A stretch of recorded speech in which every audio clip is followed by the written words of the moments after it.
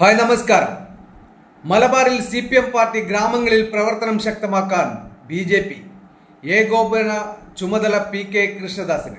മലബാറിൽ CPM party ഗ്രാമങ്ങളിലേക്ക് ഇറങ്ങി പ്രവർത്തിക്കാനുള്ള കർമ്മ പദ്ധതിയുമായി BJP.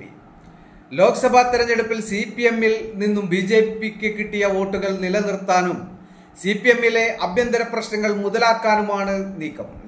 ലോക്സഭാ തെരഞ്ഞെടുപ്പിൽ ഉദുമ, തൃക്കരിപ്പൂർ, പയ്യന്നൂർ, ധർമ്മടം, തളിപ്പറമ്പ് അടക്കമുള്ള CPM-ന്റെ ശക്തി കേന്ദ്രങ്ങളിലെ പല ബൂത്തുകളിലും BJP-ക്ക് കൂടിയത് 4 ഇരട്ടിയിലേറെ വോട്ടുകൾ.